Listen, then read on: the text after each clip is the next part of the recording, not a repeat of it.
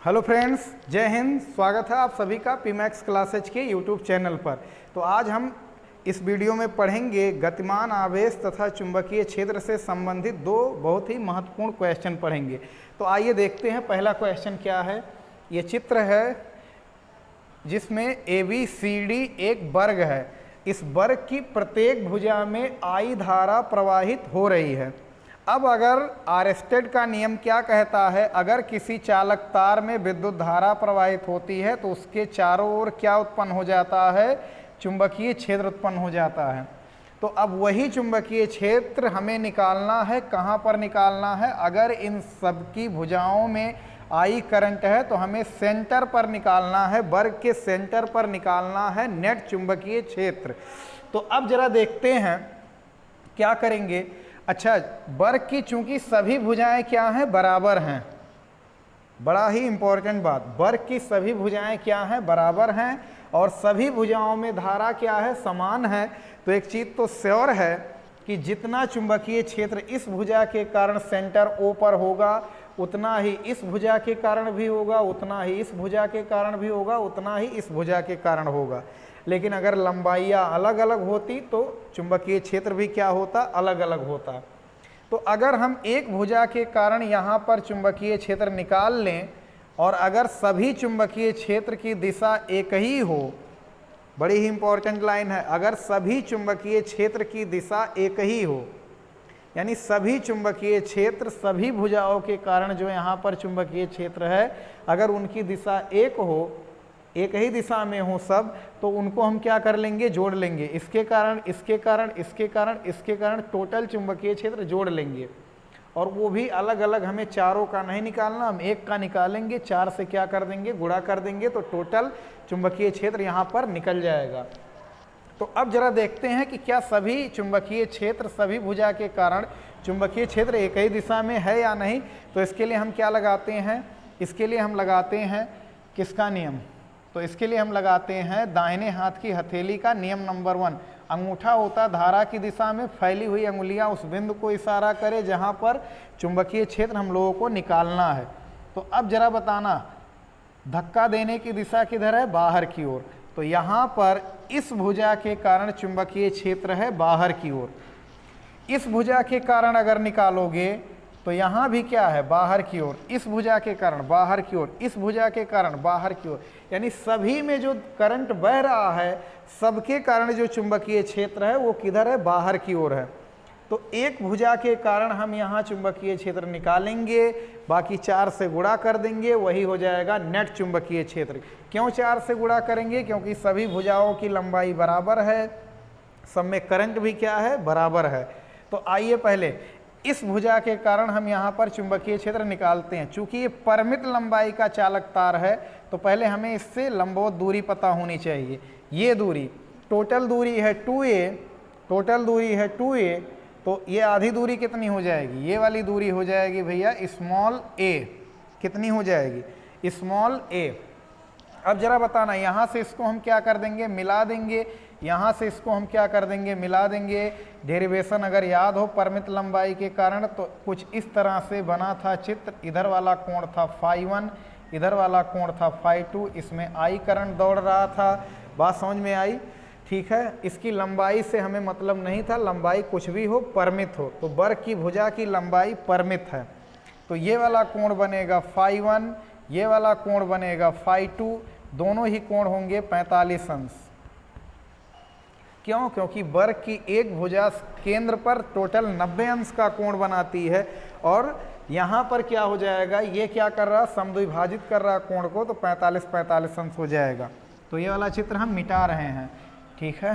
तो परिमित लंबाई के कारण, परिमित लंबाई के कारण, परिमित लंबाई के कारण O बिंदु पर चुंबकीय क्षेत्र, O बिंदु पर चुंबकीय क्षेत्र या क्षेत्र तीव्रता कितनी हो जाएगी, BAB नाम दे रहे हैं हम। जो AB भुजा के कारण यहाँ पर चुंबकीय क्षेत्र है उसको नाम दे रहे हैं BAB। फॉर्मूला होता है μ0 divide by 4 pi I/R sine φ1 plus कितना भैया, साइन φ2।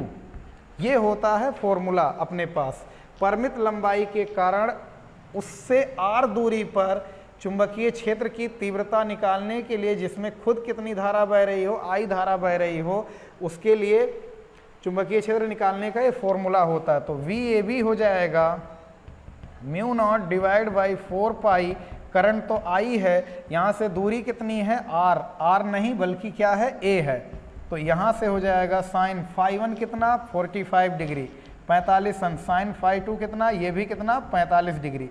तो क्या हो जाएगा VAB is equal to mu not divide by 4 pi I by A, sine 45 हो जाएगा 1/√2, साइन 45 1/√2।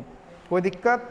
अब यहाँ से फिर समझना जरा, क्या हो जाएगा VAB इज इक्वल टू हो जाएगा mu not divide by 4 pi into I by A, और यहाँ से फॉर्मूला बनेगा, फॉर्मूला नहीं, 1/√2, 1/√2, 2/√2 हो जाएगा। कितना हो जाएगा 2/√2।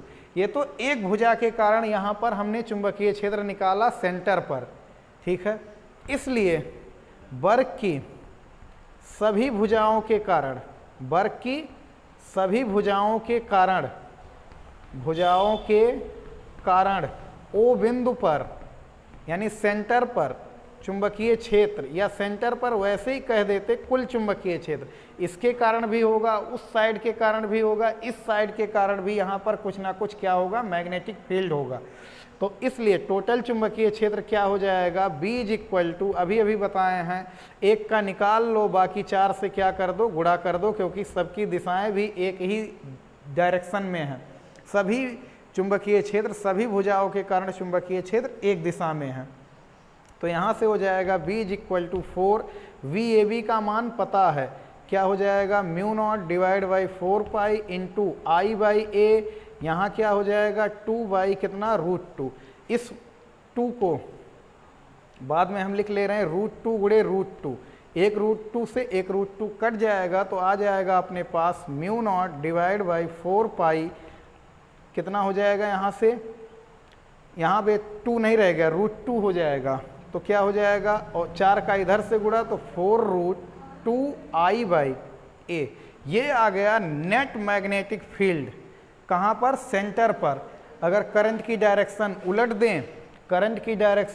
दें, तो चुंबकीय क्षेत्र किधर हो जाएगा, भीतर के लिए क्रॉस दिखाएंगे। और अभी जो चित्र है इसके अनुसार सभी भुजाओं में जो धारा बह रही है, इस हिसाब से इसके कारण कहाँ है, बाहर की ओर, इसके कारण कहाँ है, बाहर की ओर, इसके कारण कहाँ है, बाहर की ओर, सबके कारण कहाँ है, बाहर की ओर है चुंबकीय क्षेत्र। तो ये इस तरह का सवाल, अगर क्वेश्चन कहीं ऐसा क्वेश्चन आएगा तो लगा सकते हैं। भुजाएं कुछ अलग हो सकती हैं, धारा कुछ अलग हो सकता है, कंसेप्ट सब ऐसे ही रहेगा, ठीक है। तो इसको स्क्रीनशॉट ले लें अथवा वीडियो पॉज करके इसको खूब अच्छे से तरीके से समझकर नोट कर लें। आइए चलते हैं नेक्स्ट क्वेश्चन पर।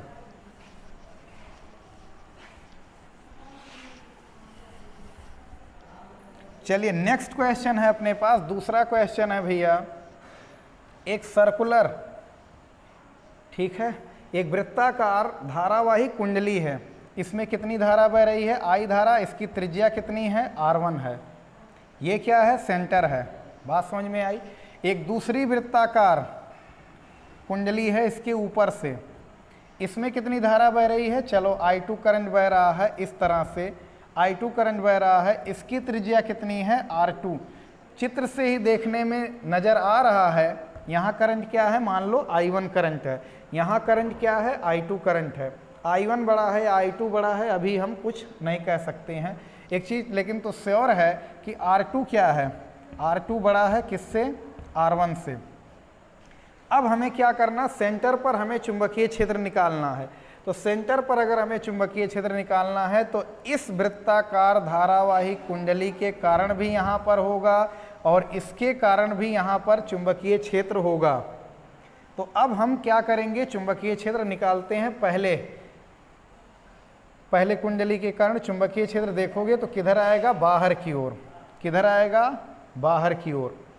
अंगूठा धारा की दिशा में कर दो, फैली हुई अंगुलियां उस बिंदु को इशारा करें, उस बिंदु को संकेत करें जहां पर चुंबकीय क्षेत्र निकालना है। तो धक्का देने की दिशा क्या होती है, धक्का देने की दिशा होती है चुंबकीय क्षेत्र की तीव्रता की दिशा। तो एक चीज़ तो श्योर है, यहाँ पर चुंबकीय क्षेत्र होगा बाहर की ओर। बाहर की ओर को दिखाते हैं हम लोग डॉट से। इसके कारण भी सेम वही, क्योंकि करंट की डायरेक्शन भी वही है, तो इसके कारण भी सेंटर पर चुंबकीय क्षेत्र होगा और वो भी बाहर की ओर। अब यहाँ पर दो चुंबकीय क्षेत्र हैं, एक पहले वृत्ताकार कुंडली के कारण, एक दूसरे वृत्ताकार कुंडली के कारण, लेकिन दोनों की दिशाएं क्या हैं, एक ही हैं, तो नेट चुंबकीय क्षेत्र जुड़ेगा। अच्छा, इसके कारण कितना होगा, तो इसके कारण हो जाएगा, पहले अगर इसको हम मान लें 1 जिसमें I1 करंट बह रहा है, इसको मान लें 2, तो टोटल नेट से O बिंदु पर नेट चुंबकीय क्षेत्र कितना हो जाएगा, B is equal to B1 plus B2। क्यों? क्योंकि दोनों एक ही दिशा में हैं, दोनों वेक्टर O पर, तो इसीलिए जुड़ जाएगा। B1 कितना होगा, तो वृत्ताकार कुंडली के कारण जिसमें I धारा बह रही हो, R दूरी पर सेंटर पर जो चुंबकीय क्षेत्र होता है वो μ0/2 इंटू I। तो पहले के कारण I1 दूरी कितनी है, त्रिज्या कितनी है, R1।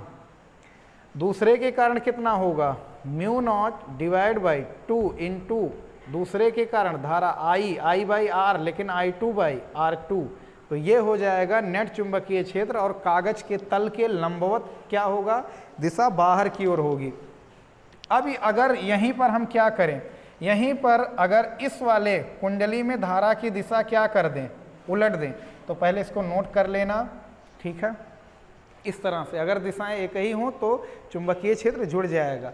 अगर मान लो यहाँ पर हम क्या करें, यहाँ पर करंट की डायरेक्शन उलट दें, यहाँ I2 करंट जो है वो अब इस डायरेक्शन में बहने लगा और I1 इस डायरेक्शन में, तब जरा बताना यहाँ पर, तो फिर वही चीज़, दो चुंबकीय क्षेत्र तो यहाँ पर होंगे ही, एक इस कुंडली के कारण, एक इस कुंडली के कारण।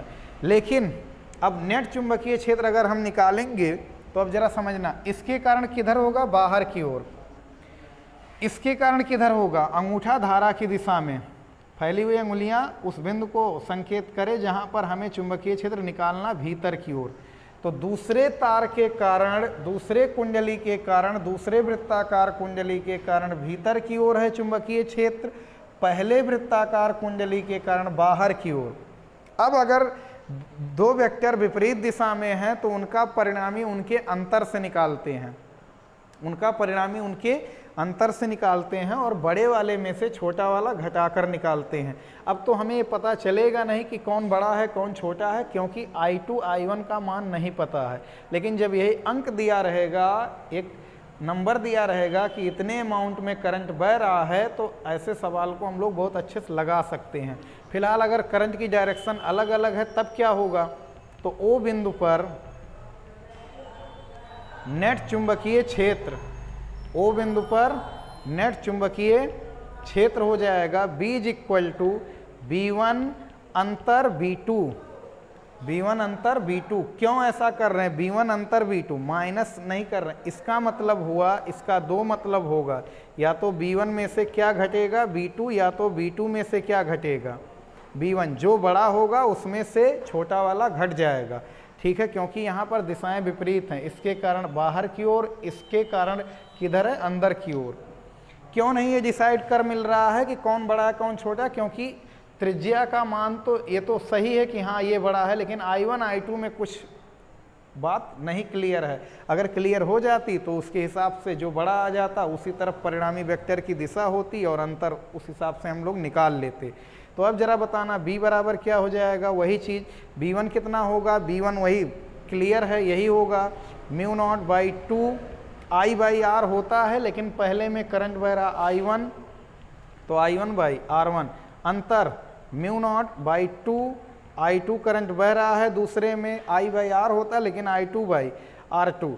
अब ये जो बड़ा आएगा उसमें से छोटा वाला क्या हो जाएगा, घट जाएगा, और बड़े वाले की जो दिशा होगी वही परिणामी यानी नेट चुंबकीय क्षेत्र की क्या होगी, दिशा होगी। तो इस तरह का सवाल, दो अच्छे सवाल थे ये, और इस तरह का सवाल अब लगाने से समझ रहे हो ना, ज़्यादा अनुभव मिलेगा, ज़्यादा सीख मिलेगा, क्वेश्चन और भी लगा पाएंगे। तो मिलते हैं नेक्स्ट वीडियो में, पढ़ाई करते रहें, ऑल द वेरी बेस्ट।